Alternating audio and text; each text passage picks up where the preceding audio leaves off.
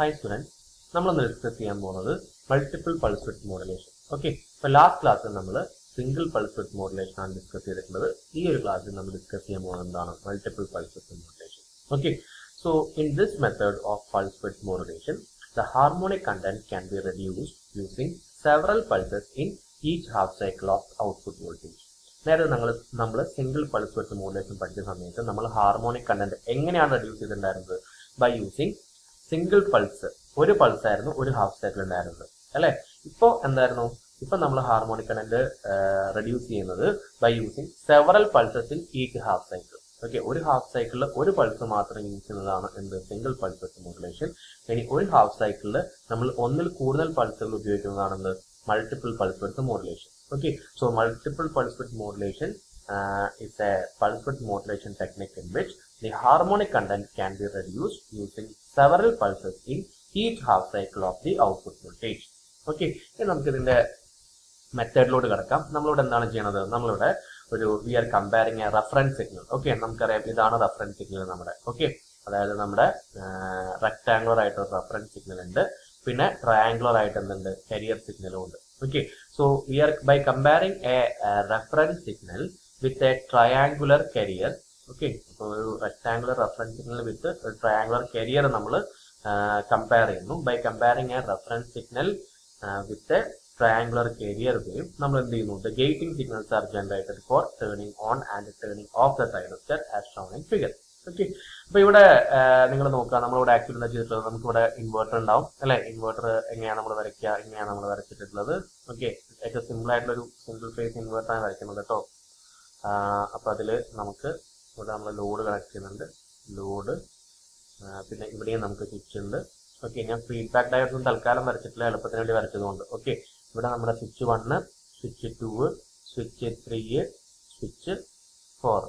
Okay, അപ്പൊ നമ്മൾ എന്താ ചെയ്യണമെന്ന് വെച്ചാൽ നമ്മൾ ഈ ഒരു റെക്ടാങ്കുലർ റെഫറൻസ് സിഗ്നലും കരിയർ സിഗ്നലും തമ്മിൽ കമ്പയർ ചെയ്തിട്ട് ഉണ്ടാക്കുന്ന പൾസുകൾ നമ്മൾ എങ്ങോട്ട് കൊടുക്കുന്നു?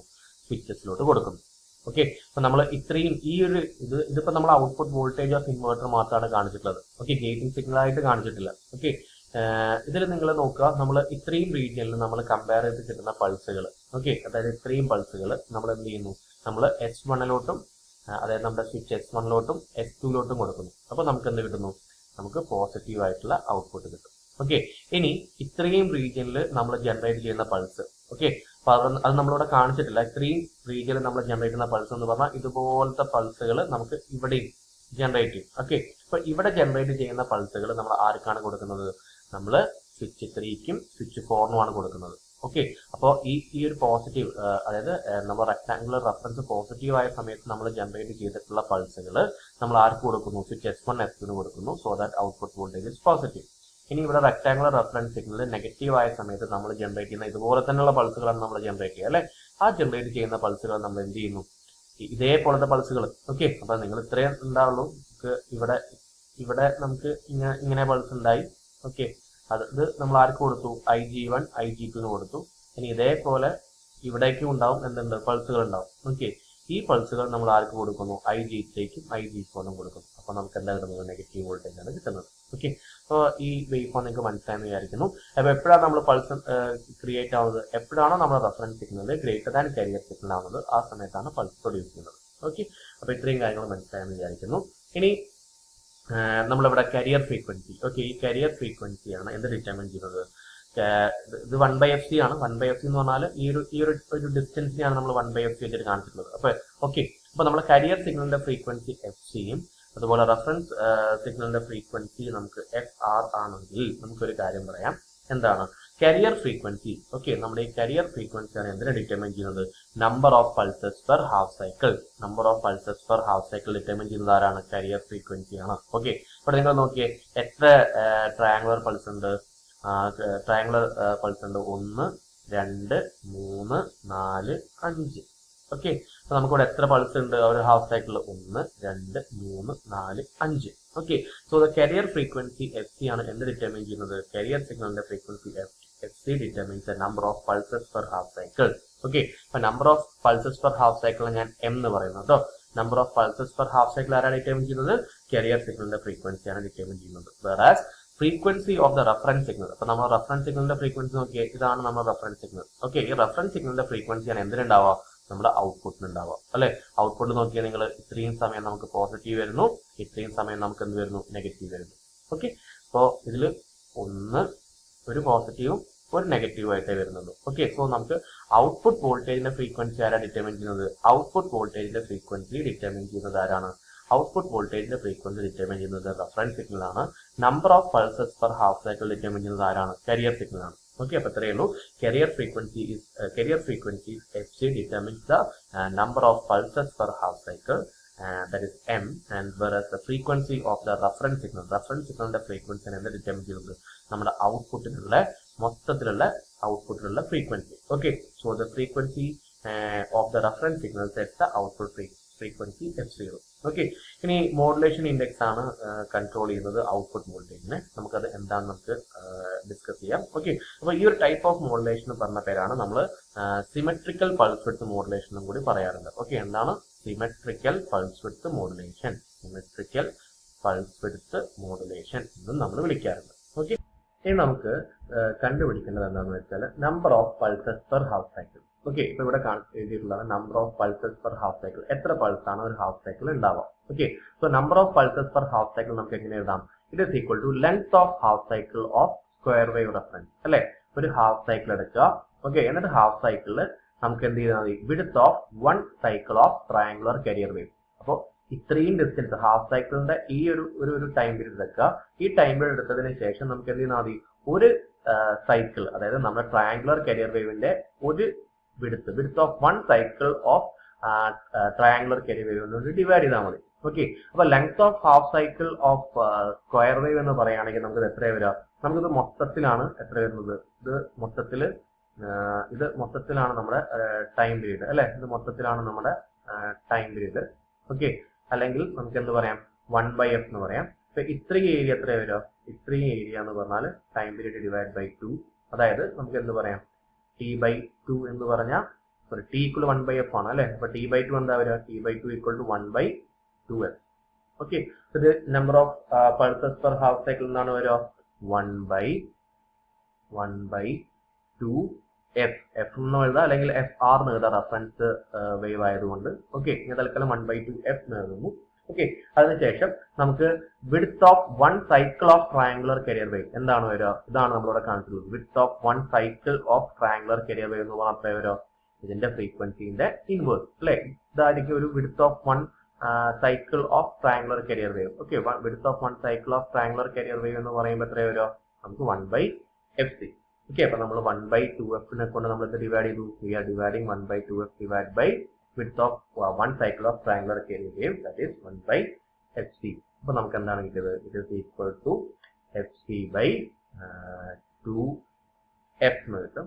ഇനി നമ്മൾ 2π കൊണ്ട് രണ്ട് സ്ഥലത്തും മൾട്ടിപ്ലൈ ചെയ്താൽ നമുക്ക് എന്ത് കിട്ടും? ωc by 2ω എന്ന് കിട്ടും. ഓക്കെ, അല്ലെങ്കിൽ നമുക്ക് എന്ത് പറയാം? n is equal to നമുക്ക് mod mf divided by 2 എന്ന് പറയാം. mf എന്ന് പറഞ്ഞാലാണ് നമ്മുടെ frequency modulation ratio. Okay, frequency modulation ratio mf is equal to fc by f. fc by f ആണ് നമ്മൾ frequency modulation ratio എന്ന് പറയുന്നത്. അപ്പോൾ നമുക്ക് ഈ frequency modulation ratio കൺട്രോൾ ചെയ്ത് കഴിഞ്ഞാൽ നമുക്ക് എന്ത് ചെയ്യാൻ പറ്റും? നമുക്ക് ഔട്ട്പുട്ട് കൺട്രോൾ ചെയ്യാൻ പറ്റും. അതാണ് ഞാൻ തൊട്ട് മുന്നേ last symmetrical pulse width modulation പറയുന്നതിൽ നിന്നൊരു സെന്റൻസ് പറഞ്ഞിട്ടുണ്ടായിരുന്നു. Okay, the modulation index controls the output voltage. ഇവിടെ നമുക്ക് എന്താണ് നമ്മൾ കൺട്രോൾ ചെയ്യുന്നത്? നമ്മൾ ഫ്രീക്വൻസി മോഡുലേഷൻ റേഷ്യോ കൺട്രോൾ ചെയ്തിട്ടാണ് നമ്മൾ ഔട്ട്പുട്ട് വോൾട്ടേജ് കൺട്രോൾ ചെയ്യുന്നത്. ഓക്കെ, അപ്പോൾ mf കൺട്രോൾ ചെയ്യാന്ന് പറഞ്ഞാൽ അതിന്റെ അർത്ഥം എന്താണ്? നമ്മൾ കൺട്രോൾ ചെയ്യുന്നത് എന്താണ്? Indirectly we are controlling number of pulses per half cycle. അപ്പോൾ number of pulses per half cycle control ചെയ്ത് കഴിഞ്ഞാൽ നമുക്ക് എന്ത് ചെയ്യാൻ പറ്റും? നമുക്ക് ഔട്ട്പുട്ട് വോൾട്ടേജിനെ കൺട്രോൾ ചെയ്യാൻ പറ്റും. ഓക്കെ, സോ ഇതാണ് നമ്മുടെ മൾട്ടിപ്പിൾ പൾസ് വിഡ്ത്ത് മോഡുലേഷൻ. ഇനി നമുക്ക് ഇതിന്റെ ഫൊറിയർ അനാലിസിസിലൂടെ കിടക്കാം. ഓക്കെ, അപ്പോൾ നമ്മുടെ ഫൊറിയർ അനാലിസിസ് എന്ന് പറയുകയാണെങ്കിൽ നമ്മൾ എളുപ്പത്തിന് വേണ്ടിയിട്ട് നമ്മൾ 2 പൾസുള്ള ഒരു ഔട്ട്പുട്ട് വേവ് ഫോം ആണ് നമ്മൾ കൺസിഡർ ചെയ്തിട്ടുള്ളത്. ഓക്കെ, ഇവിടെ 2 പൾസ് മാത്രമേ ഉള്ളൂ. ഓരോന്നിന്റെ വിഡ്ത്ത് നമ്മൾ d ആയിട്ട് കൺസിഡർ ചെയ്തിട്ടുണ്ട്. ഇനി ഇവിടുന്ന് ഇതിന്റെ നടുവിലോട്ടുള്ള ഡിസ്റ്റൻസ് ആണ് നമ്മുടെ ഗാമ. ഓക്കെ, അപ്പൊ നമുക്ക് ഫൊറിയർ കോൺസ്റ്റന്റ് നോക്കണം. ഫൊറിയർ കോൺസ്റ്റന്റ് നമുക്കറിയാം ഒരു കോസി സ്ക്വയർ വേവ് ഷേപ്പ് ഉള്ളത് കൊണ്ട് തന്നെ an ഈക്വൽ ടു എന്തായിരിക്കും? 0 for all n ആയിരിക്കും. a will be 0 for all n and bn എപ്പോൾ മാത്രമേ വാല്യൂ ഉണ്ടാവുള്ളൂ? bn ഓഡ് നമ്പേഴ്സിന് മാത്രമേ n മാത്രമേ വാല്യൂ ഉണ്ടാവുള്ളൂ. ഓക്കെ, ഇനി bn ന്റെ വാല്യൂ എന്തായിരിക്കും? bn equal to 1 by t by 2 integral 0 to t e of omega t sin n omega t d omega t. അത് നമുക്ക് അറിയുന്ന കാര്യമാണ്, നമ്മൾ കുറെ ആയിട്ട് ഡിസ്കസ് ചെയ്യുന്ന കാര്യമാണ്. ഓക്കെ, സോ ഞാൻ ഒരു ഹാഫ് സൈക്കിൾ എടുക്കുന്നത് ടൈം പീരീഡ് ആയിട്ട് 1 by t ആക്കി എടുത്തത് പൈ ആണ്. അപ്പൊ നമുക്ക് 1 by pi by 2 എന്ന് വരും. 1 by pi by 2 equal to 2 by pi integral 0 to pi e of omega t sin n omega t d omega t. ഇനി നമുക്ക് ഈ ഒരു ഹാഫ് സൈക്കിൾ നമുക്ക് 2 പൾസ് വരുന്നുണ്ട്. അപ്പൊ നമ്മൾ ഇതിനോട് മൾട്ടിപ്ലൈ ചെയ്യണം, 2 കൊണ്ട് മൾട്ടിപ്ലൈ. 3 പൾസ് ആണ് ചെയ്യാൻ പറഞ്ഞത് വെച്ചാൽ നിങ്ങൾ 3 കൊണ്ട് മൾട്ടിപ്ലൈ ചെയ്യും. അപ്പൊ നമുക്ക് ഇവിടെ 2 പൾസേ പറഞ്ഞിട്ടുള്ളൂ, അതുകൊണ്ട് നമ്മൾ 2 കൊണ്ട് മൾട്ടിപ്ലൈ ചെയ്തു. അപ്പോൾ നമുക്ക് എന്താണ് 2 by pi into 2 integral 0 to pi നെ നമുക്ക് എന്ത് ചെയ്യാം, നമുക്ക് ഒരു പൾസിൽ ഉള്ളത് ഇത് ഗാമ മൈനസ് ഇത്രയും ഇതിന്റെ പകുതി എത്രയാ d by 2 അല്ലെ. അപ്പൊ ഈ ഒരു പോയിന്റ് നമുക്ക് ഗാമ മൈനസ് d by 2 എന്ന് എഴുതാം. ഗാമ മൈനസ് d by 2 ഇത് നമുക്ക് എന്താ എഴുതാം, ഗാമ പ്ലസ് d by 2. അപ്പൊ നമുക്ക് എങ്ങനെ ഇന്റഗ്രേറ്റ് ചെയ്യാം ഇതിനെ, 2 by pi ഇൻറ്റു നമ്മൾ എന്ത് ചെയ്തു, ഒരു പൾസിനെ കൺസിഡർ ചെയ്യുന്നു. ഓക്കെ, അപ്പൊ നമ്മൾ ഓരോ പൾസിനെ ഇന്റഗ്രേറ്റ് ചെയ്ത് ഇൻറ്റു 2 ചെയ്താൽ പോരെ.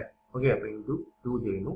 ഓക്കെ, ഒരു പൾസിന്റെ എവിടെ മുതൽ എവിടെ വരെയാണ്, ഗാമ മൈനസ് d by 2 മുതൽ ഗാമ പ്ലസ് d by 2 വരെ edc sin n omega t d omega t.